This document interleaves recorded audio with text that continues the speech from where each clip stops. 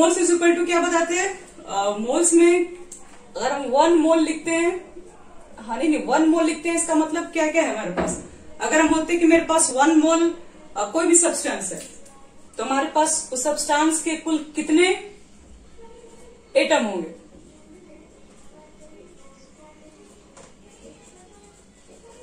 इतने एटम्स होंगे। या फिर अगर आप इसको मॉलिक्यूल्स के टर्म में बोलना चाहेंगे तो ये मॉलिक्यूल्स भी होंगे। ये मॉलिक्यूल्स के फॉर्म में भी बोले जा सकते हैं, या फिर 1 मोल मॉलिक्यूल्स नहीं है तो आयन में भी आप बोल सकते हो। मतलब आप जो भी बोलोगे, जैसे कि आप 1 मोल्स बोल रहे हो कि मेरे पास एटम है, तो इसका मतलब है कि आपके पास 6.02 × 10 की पावर 23 एटम्स है। 1 मोल्स अगर बोलते हो कि मेरे पास CO2 है, CO2 क्या होता है बच्चे लोग? CO2 तो मॉलिक्यूल होता है। तो अगर आप बोल रहे हैं कि 1 मोल मेरे पास CO2 प्रेजेंट है, तो इसका मतलब है कि 6.02 × 10 की पावर 23 मॉलिक्यूल्स आपके पास CO2 है। आप बोलेंगे मेरे पास 1 मोल ऑफ सोडियम आयन है, तो 1 मोल ऑफ सोडियम आयन का मतलब हो गया कि आपके पास जो सोडियम आयन जो टोटल नंबर्स हैं वो 6.02 × 10 की पावर 23 आयन्स प्रेजेंट है।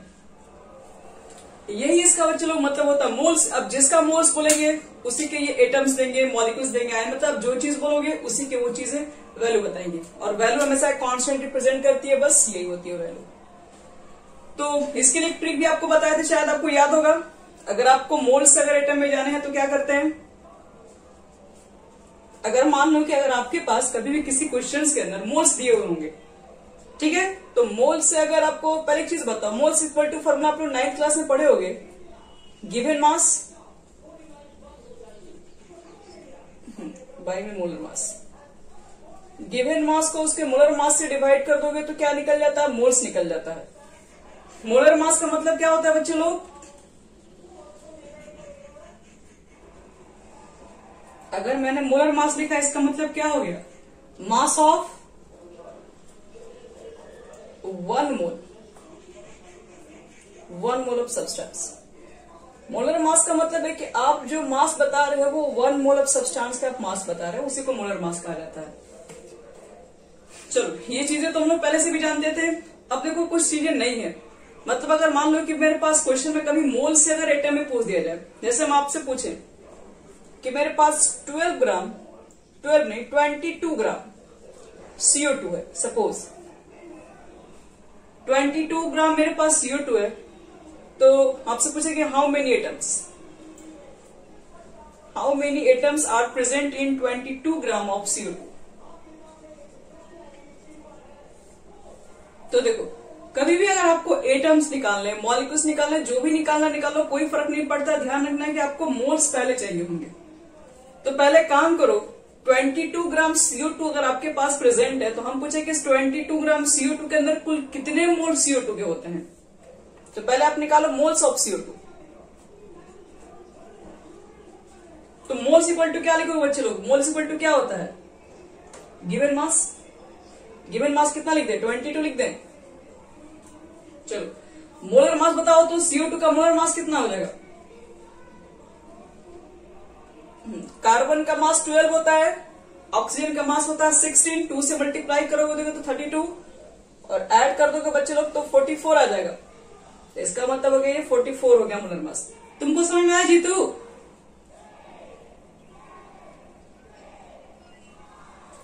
मोलर मास का मतलब ये होगा कि आपके पास वो कंपाउंड के अंदर जितने सारे एटम्स प्रेजेंट है उस सबके मास को ऐड कर दो। क्या बोलिए? जैसे कार्बन का मास कितना हुआ? कार्बन का एटॉमिक मास याद है? कार्बन कितना होता है? 12 होता है। ऑक्सीजन का 16 में 2 से मल्टीप्लाई करोगे 32 हो जाएगा। तो जितने यहाँ पर एटम प्रेजेंट है ना, सारे एटम के मास को लेके ऐड कर दोगे ना, उसी को मोलर मास बोल देंगे आप। 30 कितना है? 44 आ जाएगा। और ये कैंसिल होकर कितना हो जाएगा बच्चे लोग? 1/2। इसको पॉइंट में मत कीजिएगा, आपको पहले मना किया, पॉइंट लगाने से कोई फायदा नहीं होता है। तो मोल्स हमारे पास निकल गए, लेकिन आपसे क्वेश्चन में मोल्स नहीं मांगा है। आपसे क्वेश्चन में पूछा हाउ मेनी एटम्स, यानी कि मोल्स ऑफ CO2 1/2 आ गए। तो 1/2 मोल्स ऑफ CO2 में कुल कितने एटम होंगे CO2 के? एटम पूछ रहा है, ये भी ध्यान रखिएगा। तो देखो, तो इसको क्या लिख सकते हैं, पहले इतना बोल सकते हो कि 1 mole of CO2 is equal to 1 mole is equal to क्या होता है, तो क्या लिखोगे 6.10 की पावर 23 क्या, हाँ CO2 एटम नहीं है बच्चे लोग, CO2 मॉलिक्यूल्स है, यहां लिखना पड़ेगा 1 moles of CO2 is equal to 6.02 × 10 की पावर 23 मॉलिक्यूल्स। किसके, तो CO2 के। एक मोल में इतने मॉलिक्यूल्स है CO2 के, तो आपके पास कुल कितने मोल्स है CO2 के, 1/2। तो अब बताओ तुम लोग कि 1/2 मोल्स ऑफ CO2 लेंगे तो CO2 के कुल कितने मॉलिक्यूल्स मिलेंगे,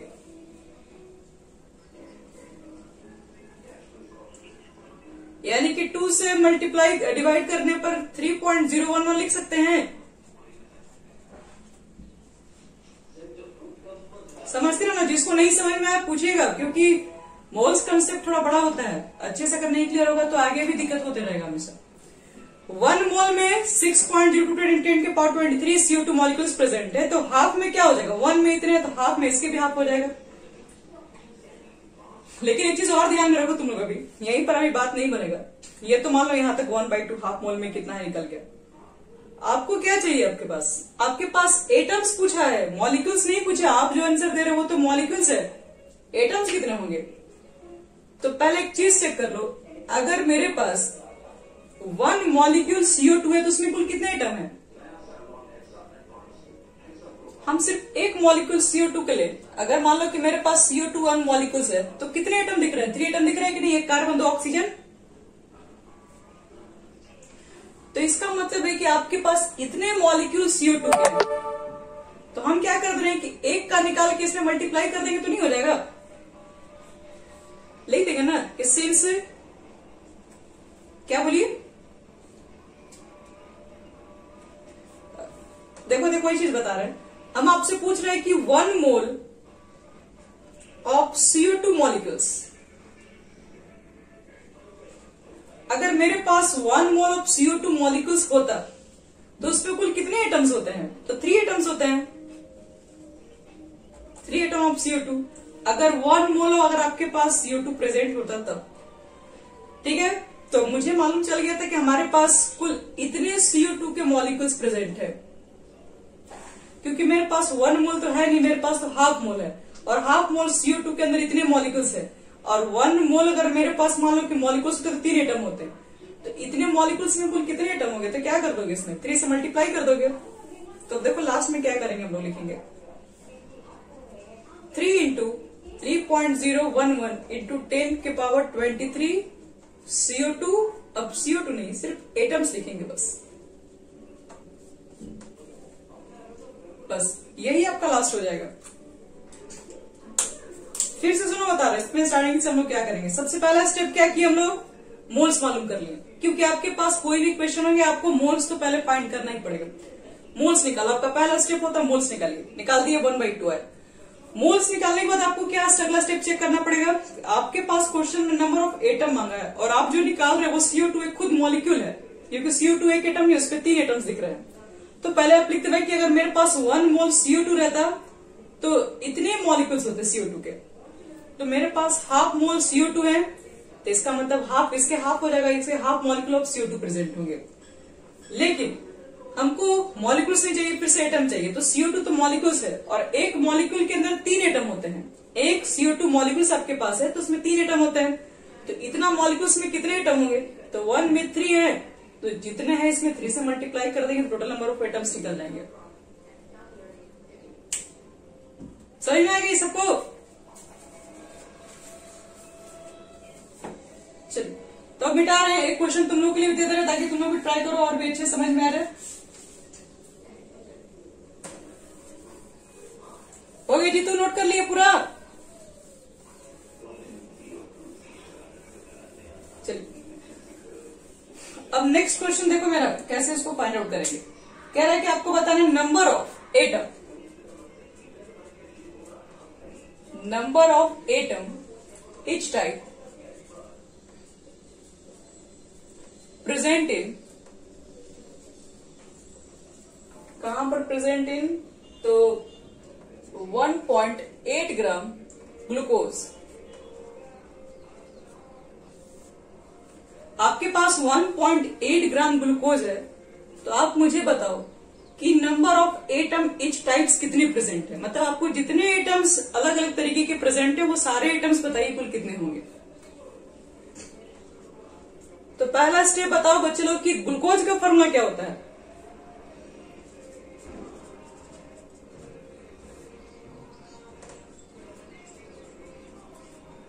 इसका मतलब इसमें 3 टाइप्स ऑफ एटम है, एक कार्बन भी मिलेगा, हाइड्रोजन भी मिलेगा और ऑक्सीजन भी मिलेगा। पहला स्टेप क्या बताएं, सबसे पहले क्या फाइंड करते हैं क्वेश्चन के अंदर, मोल। हाँ, मोल्स निकालने के लिए पहले बताओ इसका मॉलिक्यूलर मास निकालना पड़ेगा। तो मॉलिक्यूलर मास कितना होगा। हाँ, एक मिनट, मॉलिक्यूलर मास,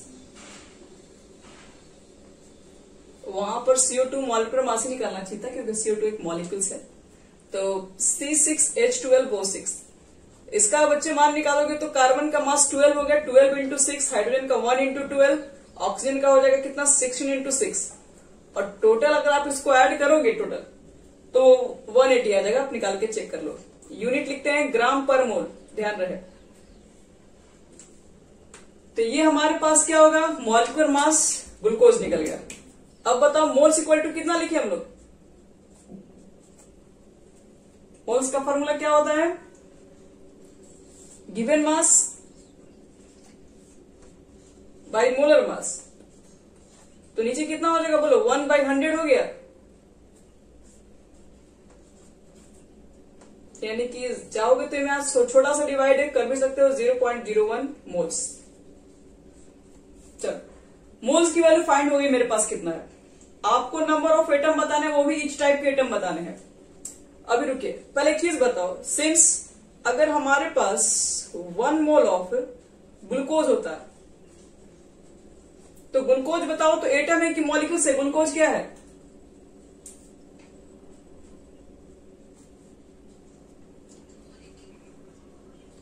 हाँ, क्योंकि ये तो एटम नहीं होगा क्योंकि इसमें 3 एटम प्रेजेंट है, तो एटम कहां से हो गया, तो मॉलिक्यूल्स हो गया आपके पास। तो लिखेंगे कि 1 मोल ऑफ ग्लूकोज कंटेन, या फिर डायरेक्टली लिखे इज इक्वल टू 6.02। अच्छा, एक मिनट।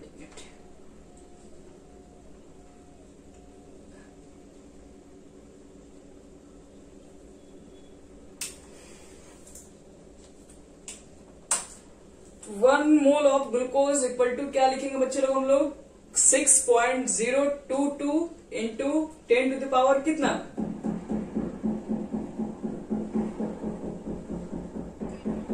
23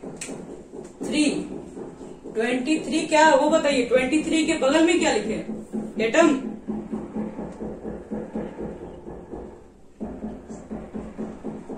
हाँ, मॉलिक्यूल्स ऑफ ग्लूकोज।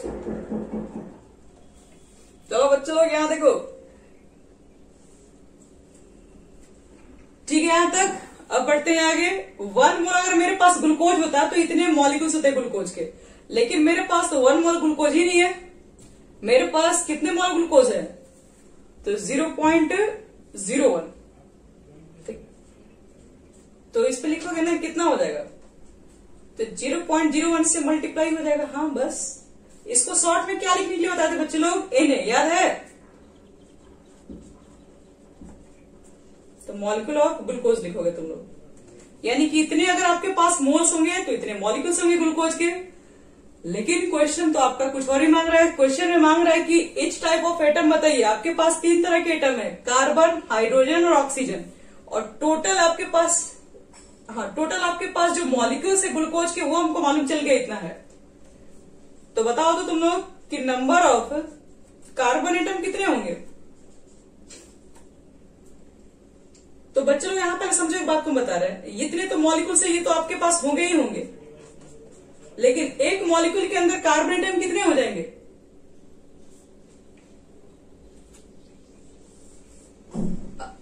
हाँ, क्योंकि नंबर ऑफ कार्बन पूछ रहे हैं, तो एक मॉलिक्यूल्स के अंदर आप देख रहे हैं कि 6 कार्बन तो होंगे ही होंगे, तो आपको 6 से यहां मल्टीप्लाई भी करना पड़ेगा। तो बस हो गया, खत्म। अब देखो, आपसे पूछे कि बताओ नंबर ऑफ हाइड्रोजन एटम कितना होगा। हाँ, जैसे कि मॉलिक्यूल्स में सब आएगा, लेकिन जब एटम के ऊपर बात करें, जैसे मान लो कि हम तुमसे ऐसे पूछ रहे हैं, मेरे पास 5 मॉलिक्यूल वाटर है, ठीक है, तो 5 मॉलिक्यूल तुम वाटर निकले हो, तो हम आपसे पूछ रहे हैं बताओ नंबर ऑफ हाइड्रोजन एटम कितना होगा। तो हाइड्रोजन तो टोटल 10 हो गया ना, मॉलिक्यूल 5 है, मॉलिक्यूल्स 5 है, लेकिन जब एटम पूछेंगे तो मल्टीप्लाई करना पड़ेगा ना, जितने मॉलिक्यूल्स है उसके अंदर। समझ? हाँ, तो मॉलिक्यूल्स इतने थे नहीं, 6 कार्बन ईच टाइप। इस टाइप का मतलब है जितने एटम्स आप सब बताइए, कार्बन भी है, हाइड्रोजन भी, ऑक्सीजन भी है। कार्बन के कितने एटम होंगे, तो 6 इंटू इतना होगा।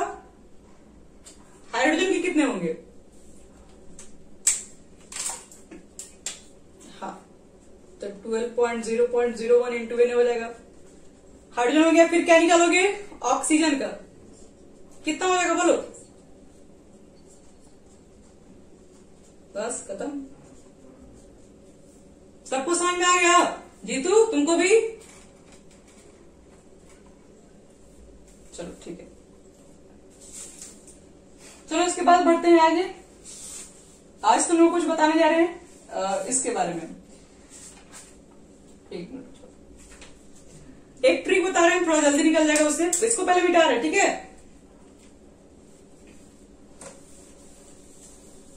देखो, एक ट्रिक ऐसा बता देंगे कि आप कभी भी नहीं भूल पाएंगे कि अगर आपके पास एटम्स, मॉलिक्यूल्स, मोल्स के कोई भी क्वेश्चन आ जाता और आप उसको कुछ ही सेकंड में फाइंड कर सकते हैं, अगर आपका कैलकुलेशन थोड़ा पावरफुल होना चाहिए। फिर जैसे मान लो कि आपके पास अगर किसी भी क्वेश्चन में अगर आपके पास मोल्स निकल आता है, आपने मालूम कर लिया किसी तरीके से मोल्स कितना है, और आपसे पूछा जाए कि how many number of atoms, उसमें एटम्स निकालने के लिए दें या मॉलिक्यूल्स निकालने के लिए पूछा जाए या फिर आयन निकालने के लिए पूछा जाए, सीधे मल्टीप्लाई कर दो बच्चे लोग एन से, बस एवोगाड्रो नंबर से मल्टीप्लाई कर दो, मोल्स में एवोगाड्रो नंबर से मल्टीप्लाई कर दोगे, तो अगर मोल्स तुम्हारा एटम के होंगे तो एटम्स, नंबर ऑफ एटम्स मिल जाएंगे। अगर मोल्स मॉलिक्यूल में होंगे, मतलब आपने CO2 के मोल्स निकाले होंगे, तो आंसर मॉलिक्यूल से मिल जाएगा।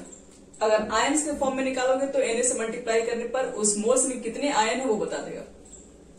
यानी मोल्स से अगर एटम में जाना, मॉलिक्यूल्स में जाना, आयन्स में जाना है तो नो प्रॉब्लम, बहुत ही तरीके से जा सकते हैं। अब वापस इससे बैक हो जाओ। कभी कभी क्वेश्चन के अंदर ना एटम्स के नंबर दे दिए रहेंगे, इतने एटम्स है तो बताओ उसके अंदर कितने मॉलिक्यूल्स प्रेजेंट है, कितने मोल्स प्रेजेंट है। एटम से मोल्स मांगा जाएगा, तो करना कुछ नहीं है, एटम में आपको क्या करना, डिवाइड कर देना पड़ेगा एवोगाड्रो नंबर से, तब भी आपको क्या मिल जाएगा, तब भी आपको मोल्स मिल जाएगा। फिर से आप यहां पर पहुंच जाएंगे। यानी कि मोल से एटम में जाना, मॉलिक्यूल्स में जाना, आयंस में जाना, तो क्या करना है, सिर्फ सीधी सी बात है, एवोगाड्रो नंबर से मल्टीप्लाई कर दो, पहुंच जाओगे वहां पे। अब देखो ध्यान से, अगर मान लो कभी कभी क्वेश्चन में क्या होता है ना कि मोल्स देख के मास पूछ लिया जाता है कि मेरे पास 5 मोल्स ऑफ वाटर है, तो बताओ कि मेरे पास कुल कितने मास ऑफ वाटर प्रेजेंट है। तो मोल से कभी भी अगर तुमको मास मांगा जाए, किसी भी मोल्स का मास मांगा जाए, तो तुमको क्या करना पड़ेगा, मल्टीप्लाई करना पड़ता है। किससे, तो मोलर मास से। और मास से अगर मोल्स मांगा जाए तो क्या करना पड़ता है, डिवाइड करना पड़ता है मोलर मास से। चलिए, ये एक रूल आप याद रखिएगा, तो बहुत सारे क्वेश्चंस को बहुत कम समय में आप सॉल्व करके दे दीजिएगा।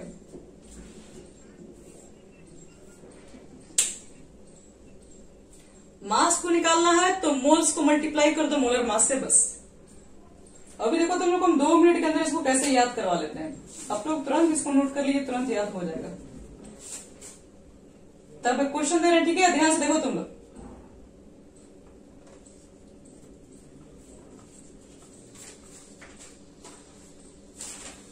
चलो बच्चे लोग, एक क्वेश्चन दे रहे हैं, तुम लोग ट्राई करो कैसे उसमें होगा। क्वेश्चन तुम्हारे पास मान लो ऐसे भी दिए जा सकते हैं, calculate the number of atom. अब देखो तुम लोग कितना इजी आंसर दे दोगे। Calculate the number of atom, किस पे नंबर ऑफ एटम निकालना है, तो इन 9.8 gram of H2SO4। 9.8 gram H2SO4 दिया हुआ और पूछ रहा है क्या कितने एटम होंगे। तो क्वेश्चन नोट करने के बाद थोड़ा देर ध्यान सुनो जो बोल रहे हैं। बताओ जो गिवन दिया हुआ वो क्या दिया हुआ है? 9.8 ग्राम क्या है?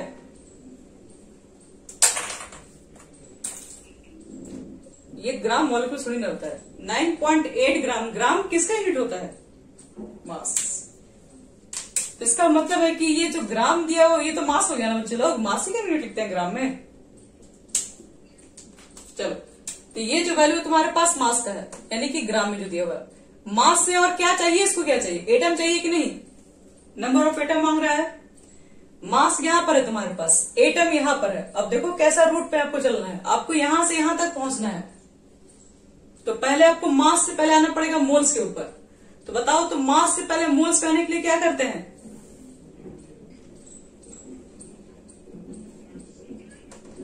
इधर से आने के लिए उल्टा ना बच्चे, ये रास्ता देखो इधर है, इधर जाने पे मल्टीप्लाई, वापस आने पे डिवाइड।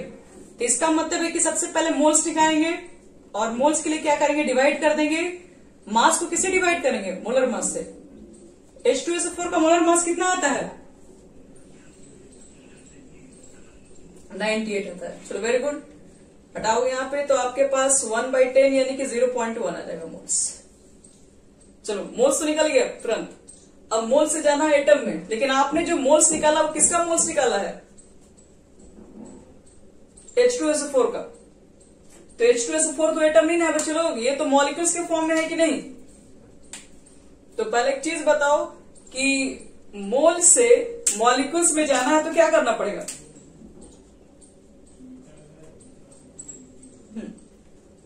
यानी कि लिख सकते हम लोग हैं कि हम डायरेक्ट लिख रहे हैं, ठीक है। लिखेंगे molecules of H2SO4 is equal to molecules of H2SO4 is equal to, आप क्या कर देंगे? मल्टीप्लाई कर देंगे 0.1 में से एवोगाड्रो नंबर से यानी Na से मल्टीप्लाई कर देंगे। तो जो निकलेगा वो मॉलिक्यूल्स का मान निकलेगा, एटम्स का मान नहीं होगा, क्योंकि आपको बताया था कि जिसका मोल्स निकालोगे उसी का मॉलिक्यूल्स निकलेगा। अब हमको चाहिए एटम। तो बताओ तुम लोग कि 1 मॉलिक्यूल्स में कितने एटम होंगे? काउंट करो कुल कितने एटम्स हैं। 4 ऑक्सीजन है, 1 सल्फर है, 2 हाइड्रोजन है, 7। तो इसका मतलब है कि मॉलिक्यूल ऑफ H2SO4 मालूम चल गया। अब निकालना मुझे मोल्स में number of atom, total number of atom लिख दो, ज्यादा सही रहेगा। टोटल नंबर ऑफ एटम, तो इतने मॉलिक्यूल्स हैं और एक मॉलिक्यूल्स के अंदर 7 होते हैं, तो 7 से मल्टीप्लाई कर दो, ये निकल जाएगा आपके पास एटम्स। समझ में आ गया सबको?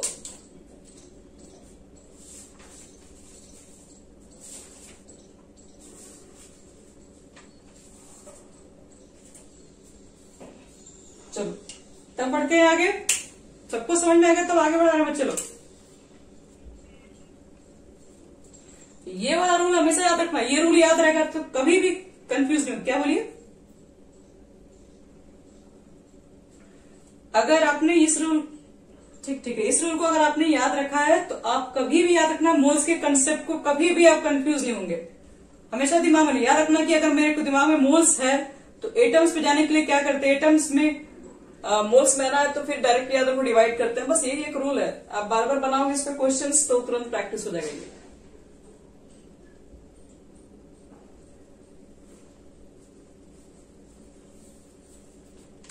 हो गया बच्चे लोग? तो बोलिएगा, फिर आगे बताना है मुझे।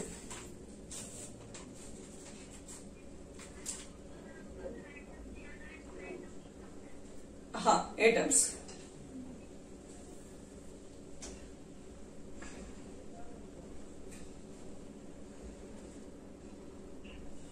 चलो मिटा रहे जी तो चलिए।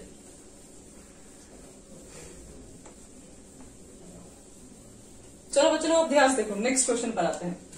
पहले नेक्स्ट क्वेश्चन नहीं, अब कुछ नया टॉपिक के बारे में जानते हैं। आपको क्वेश्चन हम बहुत सारा दे देंगे घर पे ट्राई करने के लिए। आज भी एक क्वेश्चन आपको हम दिए थे जो कि इसमें आया हुआ है, नीट में आया हुआ है। उसमें एक क्वेश्चन था मोल्स वाला, आप लोग स्क्रीनशॉट लिए होंगे, उसको ट्राई करना बनेगा तुम लोग से। अच्छा बन गया, न्यूमेरिकली बन गया, आइडियल गैस वाला भी बन गया था, न्यूमेरिकल्स जो उस पे क्वेश्चन था। यहाँ देखो बच्चों लोग, आइडियल गैस इक्वेशन के बारे में हम क्या बात करें, तो आप अच्छे से जान चुके हैं, लेकिन फिर भी हम पहला चैप्टर जब पढ़ाए थे तो उसको मेरे बारे में यहाँ पर एक चीज बताना पड़ा था मुझे। तो सिंस आप इस तरीके को, हाँ बोलिए।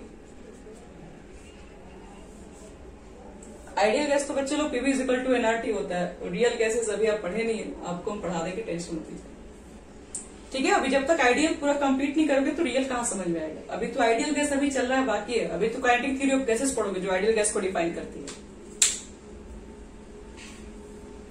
जो चैप्टर आप पढ़ रहे हैं स्टेट ऑफ मैटर, वो कंप्लीट हो जाएगा तो आप रियल गैसेस, आइडियल गैसेस क्या होता है आप किसी को पढ़ा भी सकते हैं, इतना आप कैपेबल हो जाएंगे। लेकिन आप पहले पढ़िएगा अच्छे से, तब ये पहले ज्यादा जरूरी है। यहाँ देखो आइडियल गैस इक्वेशन के बारे में, आइडियल इक्वेशन सबको मालूम है, PV is equal to nRT होती है, पी मालूम है क्या होता है, बी मालूम क्या होता है, एनआरटी, ये सबको मालूम है आज है, इसलिए इसके ऊपर आज ज्यादा डिस्कस करने की कोई फायदा नहीं, क्योंकि आप लोग ऑलरेडी पढ़ चुके हैं इसके ऊपर। मैं यहाँ पर एक नया टॉपिक के ऊपर बात करूंगी, एसटीपी। एसटीपी इसके जस्ट बाद यही टॉपिक आता है। एसटीपी का मतलब क्या होता है बच्चे लोग, स्टैंडर्ड टेम्परेचर प्रेशर। अगर कहीं भी चीजें एसटीपी लिख दिया गया हो तो एक चीज याद रखना कि वहां पर कुछ बातें तो फिक्स है।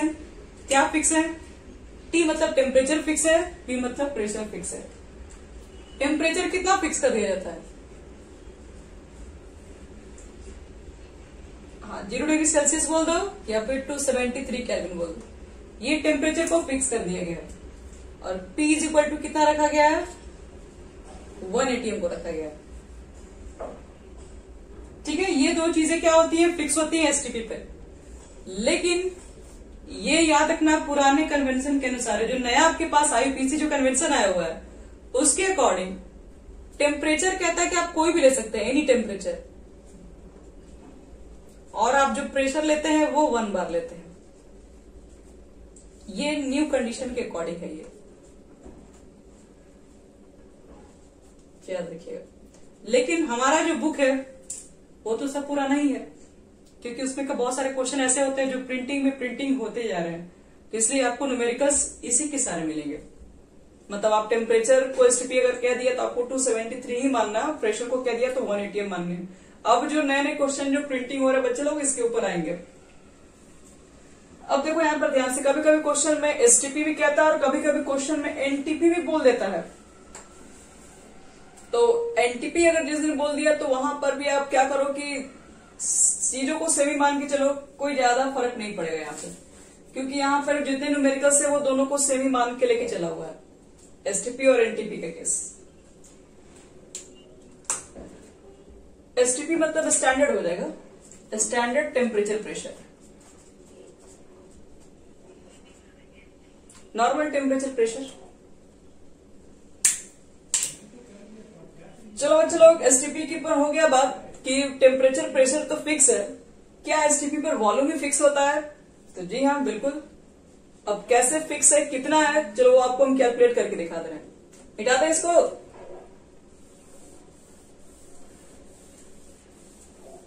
चलिए,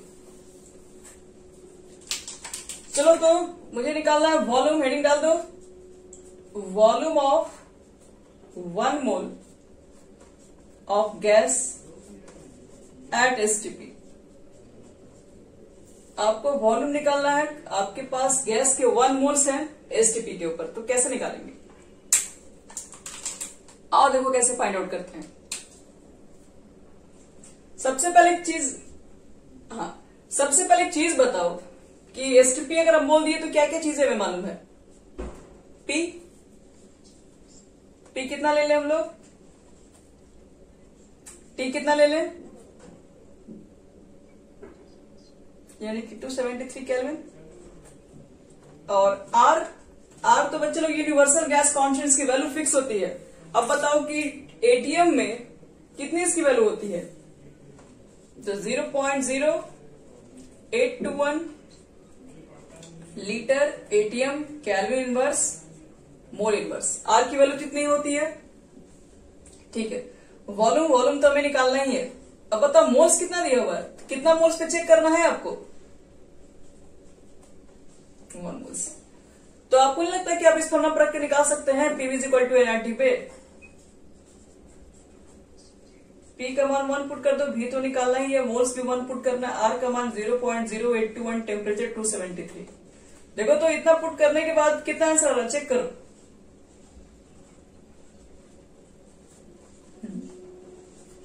तो बच्चे लोग इतना ही आएगा, 22.4 लीटर आ जाएगा। और यही होता है आपके पास वॉल्यूम ऑफ एसटीपी पर निकाला गया है।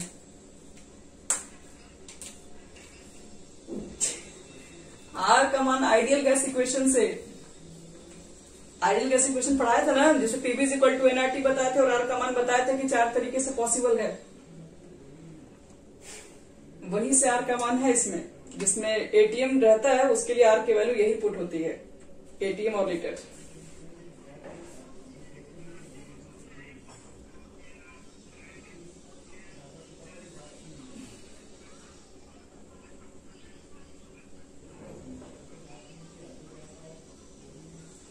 गलत है क्या वो? तो मोलर था ना वो। देख लेंगे कौन सा क्वेश्चन नंबर आप बोल दीजिएगा, हम चेक कर लेंगे। हम बनवा के हम जो आंसर सीट भेजे ना, आप सबको भेजे आंसर सीट केमिस्ट्री का। आप लोग क्या कीजिएगा, पहले वहां पर देख लीजिए, मिला लीजिए। अगर वहां पे भी डाउट्स है तो आप लोग क्वेश्चन पूछ सकते हैं। चलो बच्चे लोग, एक चीज तुमको हम और बताएंगे। अब क्या बताएंगे, देखो कभी कभी क्वेश्चन के अंदर क्या रहता है कि वॉल्यूम दिया रहता है, मोल्स पूछ लेता है कितना है। तो वॉल्यूम्स और मोल्स में क्या रिलेशन है एसटीपी पे, वो समझाने जा रहे हैं। इसको मिटा रहे हैं।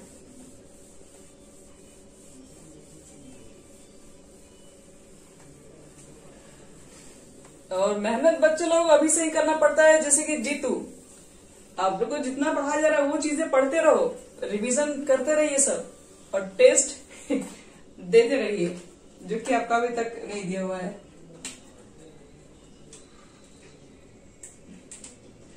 नहीं, अगर आपका मान लो प्रॉब्लम है, ठीक है, कोई बात नहीं है, तो मेरे पास तो दिन भर टाइम है ना। पेपर हम एक बार बना लेते हैं, तो आप शाम में कभी भी दे सकते हैं, आपको दे देंगे हम, थोड़ी ना हमको लेके बैठना रहता है। तो जरूर कोशिश कीजिए। जो बच्चों को याद रखो कि जो यहाँ पे टेस्ट में टॉप करता है, उसको पहले बात हम गारंटी उसके लिख के दे रहे हैं, वही बच्चा वहां पर बोर्ड में भी टॉप करेगा। ये मेरा है पूरा, ये कोई नहीं काट सकता है। अभी तक तो 4-5 साल का रिकॉर्ड चल रहा है, अभी तक ऐसा कहीं नहीं हुआ है। जो बच्चे लोग मेरे क्लास से टॉप करते हैं, वही चीजें वहां बोर्ड पे जाके टॉप करते हैं। अभी 12th का रिजल्ट भी आया हुआ है, उसमें भी आप बच्चे लोग पढ़ने वाला ही टॉप किया हुआ है। 3-4 साल का रिजल्ट भी है। तो यही आपके पास होता भी है कि आप जो भी काम कर रहे हैं यहाँ पर, जो भी जितना करो, जितना आ रहा बनाओ, ऑनेस्टी के साथ बनाओ, क्योंकि अभी तो हम सामने नहीं, तो सामने तो सब कुछ चेक कर लेते थे पहले।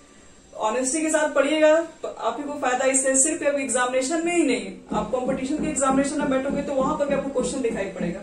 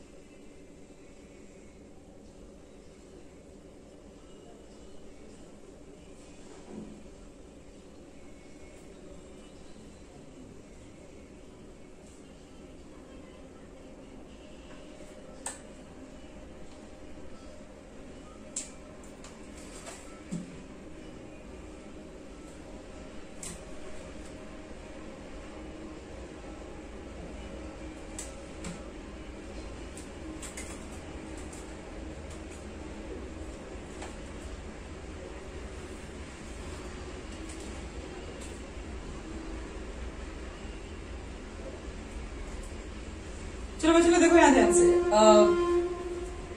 हाँ, मोल्स और वॉल्यूम में क्या रिलेशन है, आइए बताते हैं।